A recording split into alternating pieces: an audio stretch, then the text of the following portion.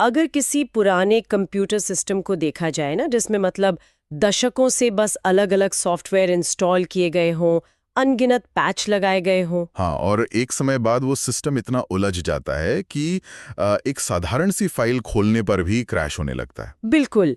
ऐसे सिस्टम को ठीक करने के लिए ना एक एक फाइल डिलीट नहीं की जाती, बल्कि सीधा एक नया स्मूथ और एडवांस्ड ऑपरेटिंग सिस्टम इंस्टॉल किया जाता है। एकदम सही कहा। और अगर हम ध्यान दें तो भारत के श्रम कानूनों के साथ भी बिल्कुल यही हो रहा है। हाँ, और आज के इस गहन विश्लेषण का मतलब हमारा मिशन भी यही है। हम यही समझने की कोशिश करेंगे कि ये जो बदलाव हो रहे हैं, जो 29 अलग अलग पुराने कानूनों को हटाकर उनकी जगह 4 नए एकीकृत कोड्स लाए जा रहे हैं। हाँ वही तो, जो लोग सुन रहे हैं उनके लिए ये जानना जरूरी है कि 21 नवंबर 2025 से लागू होने वाले ये नए नियम असल जिंदगी में काम करने वालों के लिए क्या मायने रखते हैं। देखिए, ये सिर्फ कागजों की छटनी नहीं है। ये असल में काम करने के तरीके और नियोक्ता की जिम्मेदारियों को आधुनिक समय के हिसाब से फिर से तय करने का एक बहुत बड़ा प्रयास है। मतलब ये पूरे वर्किंग स्ट्रक्चर का ऑपरेटिंग सिस्टम बदलना है। काम के घंटे, वेतन और कर्मचारियों का जो बुनियादी ढांचा है, क्या ये सिर्फ कागजी अपडेट है या फिर ये काम की परिभाषा को पूरी तरह से बदल देंगे? इसे समझने के लिए हमें सबसे पहले उस चीज पर बात करनी होगी जो हर कर्मचारी के लिए सबसे अहम है, समय। बिल्कुल। जिंदगी का एक बहुत बड़ा हिस्सा काम के घंटों से तय होता है। तो शुरुआत इसी नए नियम से करते हैं, जहां केंद्र सरकार ने एक हफ्ते में काम करने की अधिकतम सीमा 48 घंटे तय कर दी है। हाँ, ये सीमा एक बहुत ही स्पष्ट लकीर खींचती है। मतलब 48 घंटे का सीधा सा गणित है कि अगर हफ्ते में 6 दिन काम किया जा रहा है तो दिन के 8 घंटे। लेकिन असली बदलाव इस सीमा के खत्म होने के बाद शुरू होता है। अगर कोई भी कर्मचारी 48 घंटे से मान लीजिए एक भी घंटा ज्यादा काम करता है तो नियोक्ता को ओवरटाइम देना अनिवार्य होगा। और ये ओवरटाइम सामान्य नहीं होगा, राइट? नहीं, बिल्कुल नहीं। ओवरटाइम की ये दर अब प्रति घंटे के मूल वेतन की दोगुनी होगी। अरे वाह, ये दोगुने भुगतान वाला हिस्सा काफी दिलचस्प है। ये तो वैसा ही है जैसे कोई कैब एक तय दूरी के बाद ये नियम लगा दे कि अब मीटर दोगुने तेजी से भागेगा। हाँ, बहुत सही उदाहरण है ये। लेकिन अगर मैं इसे थोड़ी गहराई से देखूं तो सिर्फ 48 घंटे की सीमा तय करना या दोगुना पैसा देना, मतलब ये कर्मचारियों को अमीर बनाने की कोई योजना तो नहीं लगती? नहीं, ये अमीर बनाने की योजना नहीं है। ये असल में खराब मैनेजमेंट पर एक तरह का टैक्स है। अच्छा, टैक्स कैसे? देखिए, सरकार नियोक्ताओं के लिए किसी एक व्यक्ति से 12 या 14 घंटे काम करवाना इतना महंगा बना रही है कि वे खुद ही ऐसा करने से बचें। अर्थशास्त्र में इसे ही इकोनॉमिक पेनल्टी कहते हैं। समझ रही हूँ। मतलब कोई भी कंपनी लगातार दोगुना भुगतान करके अपना मुनाफा कम नहीं करना चाहेगी। बिल्कुल। जब समय की कीमत सामान्य दर से दुगनी हो जाएगी तो कंपनियों पर अपना काम बेहतर तरीके से प्रबंधित करने का भारी दबाव बनेगा। तो उन्हें अपनी शिफ्ट्स इस तरह से डिजाइन करनी पड़ेंगी कि लोगों को ओवरटाइम करने की जरूरत ही ना पड़े। एकदम सही। ये नियम कंपनियों को इस बात के लिए मजबूर करेगा कि वो लंबे समय तक एक ही कर्मचारी को निचोड़ने के बजाय जरूरत पड़ने पर और अधिक लोगों को काम पर रखें। इसका मतलब है कि ये दोगुना ओवरटाइम सिर्फ एक वित्तीय मुआवजा नहीं है, ये तो कंपनियों की आदत सुधारने का एक टूल है। हाँ, काम और निजी जिंदगी के बीच संतुलन स्थापित करने के लिए समय की कीमत को इतना बढ़ा दिया गया है कि नियोक्ता उस समय की कदर करने लगे। तो समय की कीमत तो तय हो गई, अब स्वाभाविक रूप से उस मूल वेतन की बात आती है जिसके लिए वो समय दिया जा रहा है। और यहीं पर उन 4 नए कोड्स का असली ढांचा सामने आता है जिन्होंने पुराने 29 कानूनों की जगह ली है। इन 4 ओद को समझने से पहले, मतलब पहले के सिस्टम में क्या गड़बड़ थी? पुराने सिस्टम की उलझन बहुत बड़ी थी। पहले के 29 कानूनों में भारी विरोधाभास था। उदाहरण के लिए, अलग अलग कानूनों में वेतन शब्द की अलग अलग परिभाषाएं हुआ करती थी। अच्छा, मतलब बोनस के लिए अलग और पीएफ के लिए अलग? बिल्कुल। बोनस कैलकुलेट करने के लिए वेतन कुछ और था, प्रोविडेंट फंड के लिए कुछ और। अनुपालन के लिए कंपनियों को दर्जनों रजिस्टर मेंटेन करने पड़ते थे। इससे तो इंस्पेक्टर राज को बढ़ावा मिलता होगा और विवाद बढ़ते होंगे। हाँ, और इसी विरोधाभास ने पूरे सिस्टम को धीमा कर दिया था।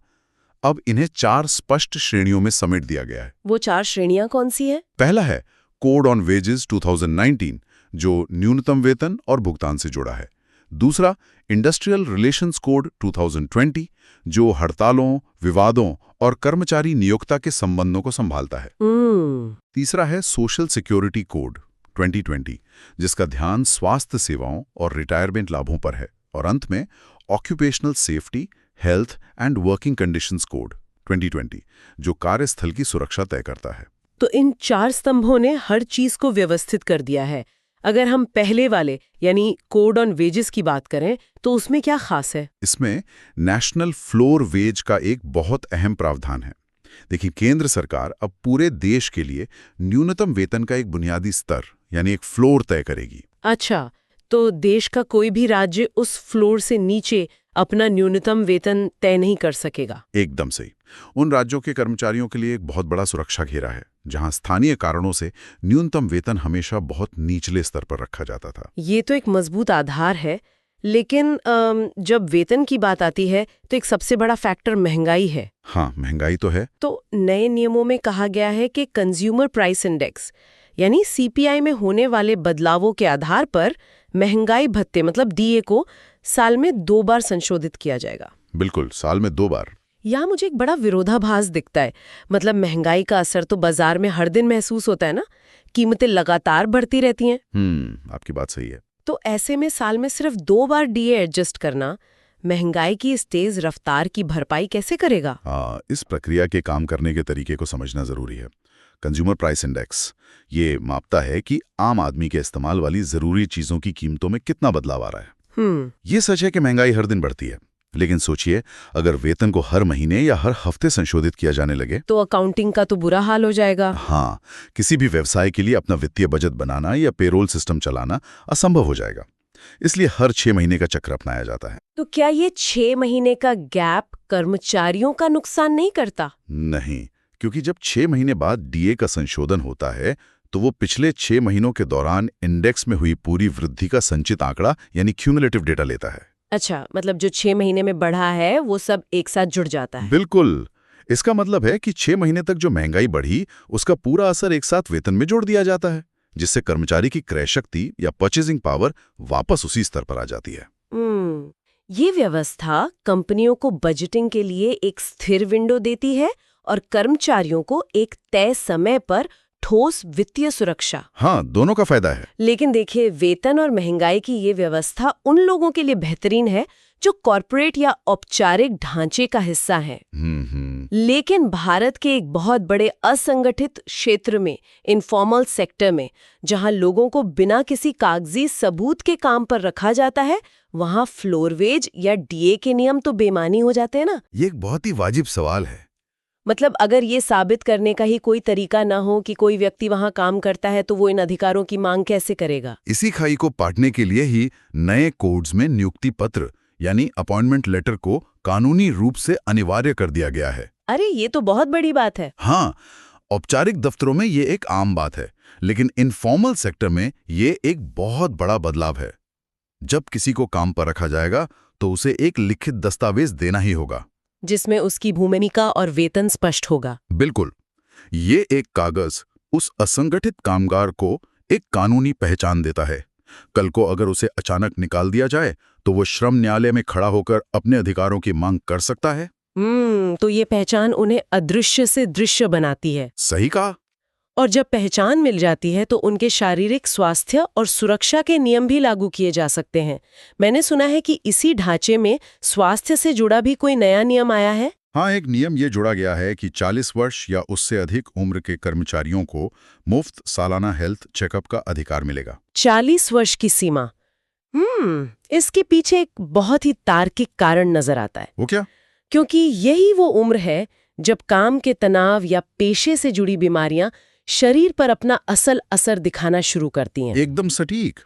ये स्वास्थ्य के प्रति नजरिए में एक बड़ा बदलाव है। पहले की व्यवस्था प्रतिक्रियात्मक थी, मतलब बीमार होने के बाद इलाज के नियम थे। हाँ, लेकिन सालाना जांच अनिवार्य करने से व्यवस्था निवारक यानी प्रिवेंटिव हो जाती है। गंभीर बीमारियों को समय रहते पकड़ा जा सकेगा, जिससे कर्मचारियों का स्वास्थ्य बेहतर रहेगा और नियोक्ताओं को भी कम उत्पादकता का नुकसान नहीं झेलना पड़ेगा। विन विन सिचुएशन है। बिल्कुल।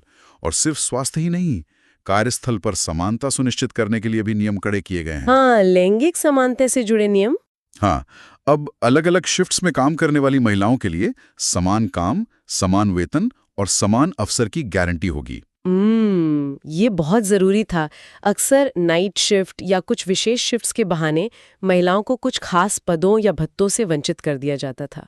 हाँ, लेकिन अब कानून स्पष्ट रूप से इन शर्तों को सभी के लिए समान बढ़ाता है। और समानता के इन नियमों के साथ एक नियम ऐसा है जो पूरी जवाबदेही की व्यवस्था को पलट कर रख देता है। अच्छा, वो कौन सा नियम है? वह है ठेका कर्मचारियों यानी कॉन्ट्रैक्ट वर्कर से जुड़ा नियम। अगर कोई कॉन्ट्रैक्टर अपने कर्मचारियों को उनका बकाया बोनस नहीं देता है, तो अब सीधे तौर पर मुख्य नियोक्ता को इसके लिए जिम्मेदार ठहराया जाएगा। क्या बात कर रहे हैं! ये तो बिल्कुल बचपन के पासिंग द पार्सल खेल की तरह है। वो कैसे? देखिए, पुरानी व्यवस्था में कंपनी अपना काम ठेकेदार को देती थी और ठेकेदार कर्मचारियों से काम लेता था। जब अधिकारों की बात आती थी तो ठेकेदार कंपनी पर दोष डालता था। और कंपनी ये कहकर पल्ला झाड़ लेती थी कि कर्मचारी ठेकेदार के हैं। हाँ, दोनों एक दूसरे पर पार्सल पास करते रहते थे, लेकिन अब ये पार्सल मुख्य कंपनी के हाथ में आकर ही रुकेगा। बहुत सही एनालॉजी दी आपने। इस एक बदलाव का पूरी सप्लाई चेन पर बहुत गहरा असर पड़ेगा। क्योंकि अब मुख्य नियोक्ता फंसेगा। बिल्कुल। जब मुख्य नियोक्ता को ये पता होगा कि ठेकेदार की किसी भी गलती का हर्जाना उसे अपनी जेब से भरना है, तो वो ठेकेदारों का कड़ा ऑडिट करेगा। हाँ, कोई भी बड़ी कंपनी ऐसे ठेकेदार को काम नहीं देगी जिसका अनुपालन रिकॉर्ड खराब हो। इससे व्यवस्था खुद ब खुद साफ होने लगेगी और ठेका कर्मचारी, जो अक्सर सबसे ज्यादा शोषित होते हैं, उन्हें अपने अधिकारों के लिए दर-दर नहीं भटकना पड़ेगा। ये सब सुनने में ऐसा लगता है कि एक बहुत ही पारदर्शी और जवाबदेह व्यवस्था बन रही है। बन तो रही है, लेकिन इन सारे नियमों के जमीन पर उतरने की वास्तविकता काफी जटिल है। हमने बात की थी कि इन 4 कोड्स को 21 नवंबर 2025 से लागू किया जाना है। हाँ, 21 नवंबर 2025। तो क्या ये रातों रात पूरे देश के हर छोटे बड़े उद्योग पर एक साथ लागू हो रहा है? नहीं, ऐसा नहीं है। इसकी वजह यह है कि भारत में श्रम एक समवर्ती सूची यानी कॉन्करेंट लिस्ट का विषय है। इसका मतलब केंद्र और राज्य दोनों का अधिकार है। बिल्कुल। केंद्र सरकार ने कानून बनाकर अधिसूचित कर दिए हैं, लेकिन इन्हें लागू करने के लिए राज्यों को भी अपने नियम बनाने होंगे। अच्छा, तो राज्यों की अपनी गति होगी। हाँ, और इसमें एक दिलचस्प घटनाक्रम पश्चिम बंगाल का है। श्रम कानूनों के मामले में पश्चिम बंगाल हमेशा से एक अलग रुख अपनाता रहा है, लेकिन अब उम्मीद की जा रही है कि वो भी इन केंद्रीय नियमों के साथ अलाइन हो जाएगा। अरे, ये तो एक राष्ट्रीय सहमति बनने का बड़ा संकेत है। बिल्कुल है। हालांकि केंद्र सरकार ने भी इन नियमों को लागू करने का दायरा शुरुआत में सीमित रखा है। दायरा सीमित रखा है मतलब ये कोड्स मुख्य रूप से उन प्रतिष्ठानों पर लागू होंगे जहां केंद्र सरकार एक प्रमुख हितधारक है, जैसे टेलीकम्युनिकेशंस, बैंकिंग, इंश्योरेंस, खदानें, प्रमुख बंदरगाह, हवाई परिवहन और सभी केंद्रीय सार्वजनिक क्षेत्र के उपक्रम और उनके ठेकेदार। इस सूची को ध्यान से देखें तो यह सिर्फ सरकारी दफ्तर नहीं है, ये तो देश के सबसे बड़े और अहम उद्योग हैं। हाँ, बिल्कुल। लेकिन रुकिए, बैंकिंग, टेलीकॉम और हवाई परिवहन जैसे सेक्टर्स तो 24/7 चलते हैं ना? हाँ, वो तो है। इनकी गति कभी धीमी नहीं होती, फ्लाइट्स लगातार उड़ती हैं, बैंकिंग सर्वर कभी बंद नहीं होते। ऐसे सेक्टर्स पर 48 घंटे की सख्त सीमा और दोगुने ओवरटाइम का नियम लागू करना, मतलब ये तो एक प्रशासनिक दुष्स्वप्न जैसा लगता है। ये बहुत बड़ा चैलेंज है। इन संस्थानों के पूरे रोस्टर सिस्टम को जड़ से बदलना पड़ेगा। ये एक बहुत बड़ी प्रशासनिक चुनौती होगी, इसमें कोई शक नहीं है। लेकिन सरकार ने जानबूझकर इन जटिल सेक्टर्स को पहले चुना है। क्यों? आसान सेक्टर से शुरुआत क्यों नहीं की? क्योंकि वे इन उद्योगों और सेंट्रल पीएसयू को एक सैंडबॉक्स की तरह इस्तेमाल कर रहे हैं। अच्छा, एक टेस्टिंग ग्राउंड। हाँ, इतने बड़े बदलाव को एक साथ पूरे देश में लागू करने से भारी अफरा तफरी मच सकती थी। इसलिए सरकार वहां से शुरुआत कर रही है जहां उसका सीधा नियंत्रण या प्रभाव है। समझ रही हूँ।